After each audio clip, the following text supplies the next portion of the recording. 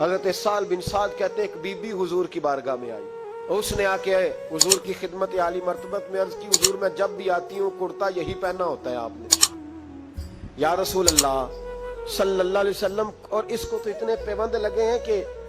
گنے نہیں جاتے، تو حضور اگر اجازت دے تو ایک کرتا نہ بنوا لوں آپ کے لیے؟ تو حضور نے فرمایا بنوا لے۔ وہ بی بی کرتا بنوا کے لائی، اس نے بڑی محبت سے بنایا۔ اس زمانے میں جو کوئی نقش و نگار ہوتے تھے اس نے سجائے اپنے انداز میں، اب اس نے پیار سے بنایا، محبت سے بنایا، یہ بھی باتیں صحیح ہیں، پر اصل جملہ جس سے مزہ آئے گا وہ یہ ہے، وہ آندھی ہے میں بڑی ریج نہ بنایا، میں بڑی، اب اس میں جو درد ہے وہ میں اردو کا جملہ ڈھونڈ کے لاؤں تو ملتا نہیں مجھے، کہتی ہے میں ریج نہ بنایا، تو محبوب پاک کی بارگاہ میں لا کے تھال میں پیش کیا، حضور کی بارگاہ میں تھال میں علیہ السلام کو اس نے پیش کیا، کہا حضور قبول کر لیں، حضور نے قبول کیا۔ اب حضور اس کا چہرہ دیکھنے لگے، مسکرا کے فرمایا تیرا دل کرتا ہوگا میں پہن کے بھی دکھاؤں، بے خبر ہو جو غلاموں سے وہ آقا کیا ہے، تیرا دل کر رہا ہوگا پہن کے دکھاؤں، تو کہا حضور دل یہی کرتا ہے، میں ٹھہر میں پہن کے آیا۔ حضور اندر تشریف لے گئے، تھوڑی دیر کے بعد پہن کے آئے۔ اس خاتون کو اتنی خوشی ہوئی کہ اس کی آنکھوں میں آنسو ہی آ گئے، کہنے لگی دیکھو میرا نصیب، میں بنا کے لائی ہوں، مصطفیٰ نے قبول فرمایا، بڑی راضی ہوئی، چلی گئی۔ حضرت سال بن سعد کہتے ہیں قریب ایک صحابی کھڑے تھے، اور شارحین نے لکھا ہے معمولی آدمی نہیں، حضرت عبد الرحمن ابن عوف تھے، صحابہ میں سب سے امیر آدمی، اللہ اکبر، ذرا لطف دیکھیے گا۔ کہتے ہیں وہ قریب کھڑے تھے، جب حضور نے پہنا نا تو تعریفیں کرنے لگے، کہنے لگے سونیا کمال ہی ہو گئی ہے، محبوب کیا بات،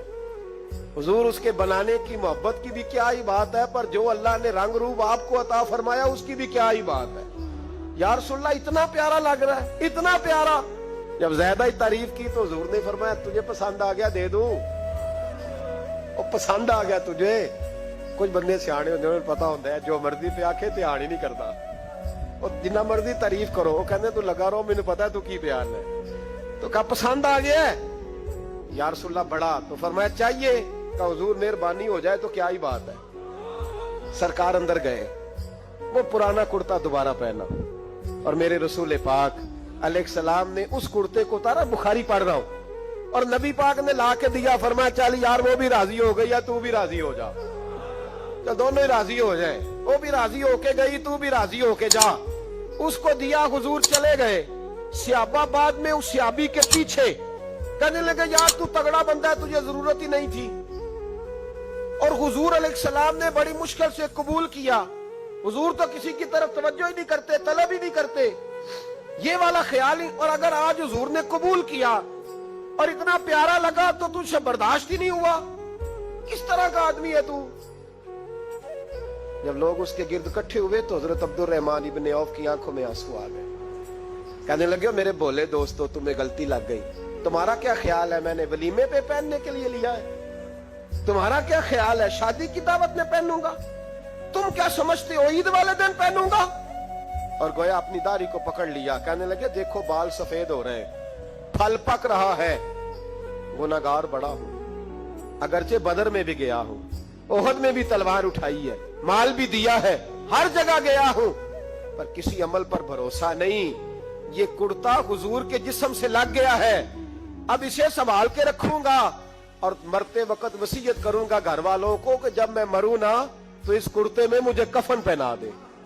مجھے امید ہے جب حضور کا کرتا پہن کے قبر میں جاؤں گا تو رب کے فرشتے مجھ پر عذاب نہیں دیں گے بلکہ بغیر حساب کتاب جنت عطا فرما دیں گے۔ حضرت یوسف کا کرتا تو شفا دیتا ہے نا، اور میرے محبوب کا کرتا دوزخ سے بچا کے جنت عطا کرتا ہے۔